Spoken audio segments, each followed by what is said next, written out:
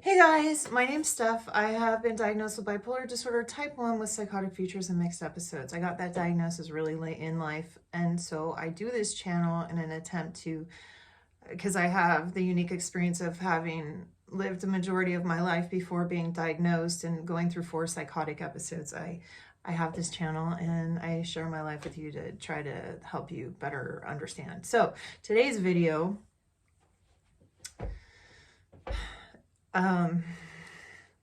sometimes I write comments on posts online when I shouldn't. Like, I'll look at something like news related and I'll say something and somebody will say something back very cruel, and they'll say something like, your name suits you, because my screen name is bipolar person. So they're using that bipolar diagnosis as an adjective to describe someone, because everyone with bipolar disorder is evil and nasty and is just looking for an excuse for their behavior. That's the public perception a lot of the times. There's so many misconceptions about bipolar disorder and the way that we're looked at from the outside world. If I could tell you how not to think about that, or how I deal with trying not to be hurt by the way other people see me, is I don't have time to worry about it because I have all this other shit I'm worried about, and I just try to focus on what I want to do in my life.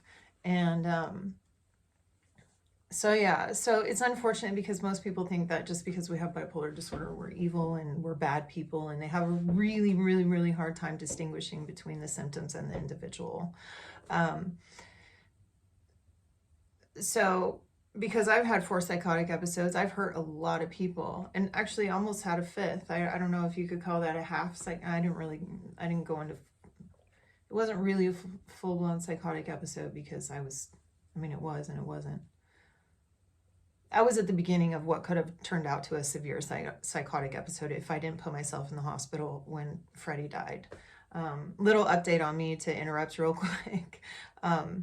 If you don't already know, in April, my dog was killed tragically in front of my face. His leash malfunctioned and he ran into traffic, and I saw it. And so that traumatic event kept me awake for 3 nights, and then I became hypomanic, and I did not realize that I was hypomanic, but my husband did. And so I agreed, and it was actually my suggestion. He was going to have me go to outpatient, but he was asking too, do you think you need to go to the hospital? And so I finally said, let's go to the hospital. So I went to the hospital, was hospitalized for 4 days, got out. So I'm still dealing with flashbacks. I am on Geodon, an extra antipsychotic on top of my Lamictal to deal with that tragic event. I also, God, I'm getting totally off topic, but I'll get back to the point of this whole video, so please stay tuned, because I want to say this really quick. So I got this ring, right? I told you guys about this ring, and this is not a commercial or anything, but this Aura ring, which is crazy expensive, but it has this app that can track your sleep and stuff. And so I asked my psychiatrist, I said, hey, I got this new ring, and it says that I'm only getting like 5 minutes of deep sleep a night, and I'm also getting an excessive amount of REM sleep, which is normal for somebody who has extreme PTSD. People with PTSD sleep. That's how they sleep. Someone in pain or someone with severe PTSD does not get a lot of deep sleep.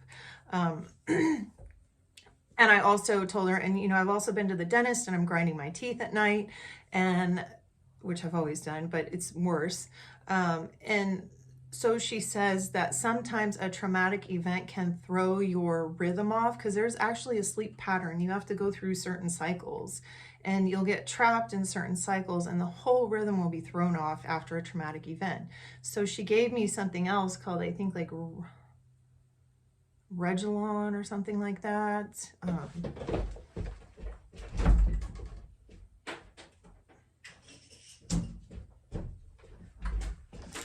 Rameltion. It's called Rameltion. And I only have to take that for 30 days, and then it's supposed to put my sleep back on track. Thus far, I think I've been taking it a week. I don't know how many pills are left back in. Oh, I've been taking it like 2 weeks, and it hasn't made a difference yet. But yeah, so the ring came in handy for that. And I had no idea that like, how would one know that they're not getting enough deep sleep? Anyways, this whole video is about one of the comments that I received from somebody on one of my videos about losing friends. And if you follow my channel, if you've seen those, I do talk about one of my really close friends who, God, I feel like this is a whole nother video. I'll make a whole nother video on that. But I did make amends with one of my very close friends, which was really good. And I'll talk about that later. But, okay, so this person makes a comment on the video, I miss my best friend, bipolar disorder, the friendship killer. He says that he had a friend from childhood, I guess, and until he got to be like 21 or something, and his friend started acting crazy. He said that he used to have sympathy for him, but when he found out he was bipolar, he had sympathy for him. But then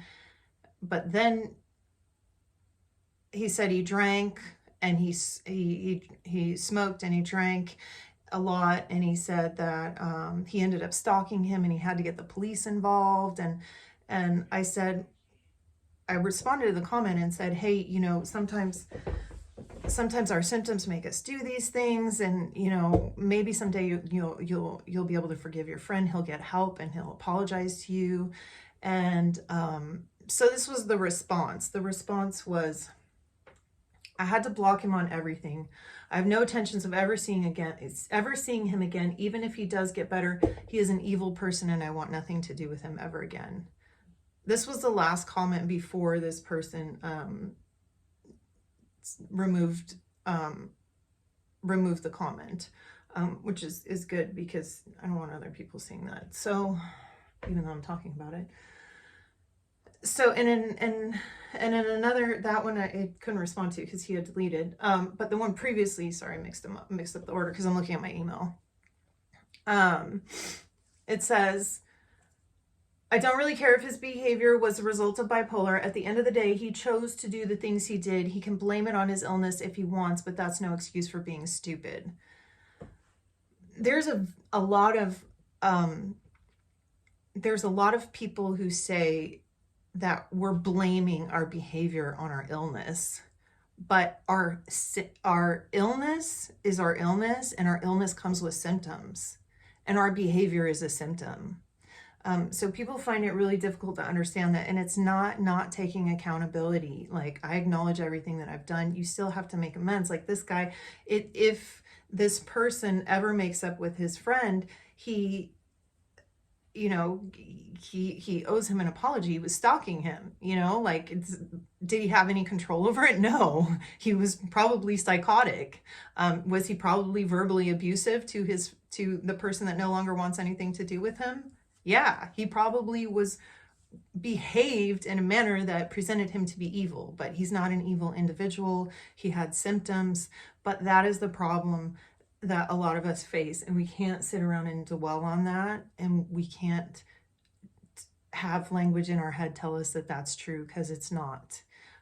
Because there are times when my head says, oh, you're crazy. Look at the way they think of you, especially when it comes to my family. Look at the way that they think of you, look at it's friends, strangers, people that I've had multiple conversations with, because I can't remember having the first one. Like, I just have to focus on moving forward and positivity. People are going to think what they're going to think, and it's only because of the set of information that they have. Bipolar disorder should not make us, it doesn't make us bad people. And we're not bad people because we have bipolar disorder.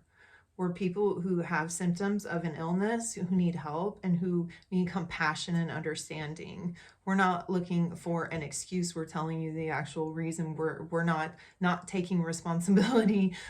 This guy, Freddie, said that I'm working on another video for him. He said that he likes to say, it doesn't excuse the behavior, but it mitigates it. Personally, the way that I treated my biological mom and her husband was, I thought that they were going to kill me. I thought that they were trying to poison me. Like, this was real in my head. So whatever I said to them was based off of that. And whatever I said to them had nothing to do with how I truly felt about them. Did I really think that she was an evil, horrible person who was trying to kill me?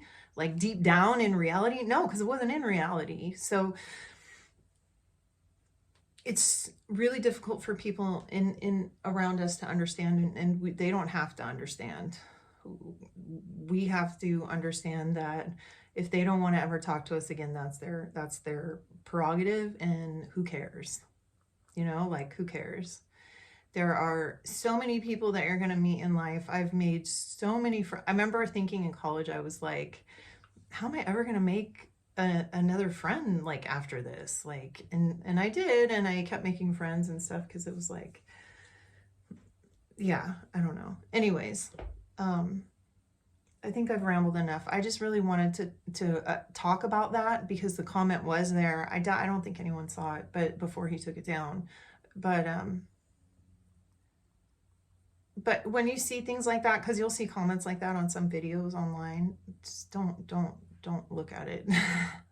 don't look at it. Just, what did I say? What's my favorite? My favorite new quote that I made up is, perfect people only exist inside their own minds. So, and that's true. So yeah, that's all I got for this video. I have a whole new process for my life now. I'm going to try to do a bunch of YouTube videos in one day, so that I have them set up for you guys to watch, and then I can work on my music the rest of the time, because I really, really, like, that's where I don't know, I'm so torn between music and doing vlogs. Anyways, blah, blah, blah. Okay. I'll see you guys next time. Bye.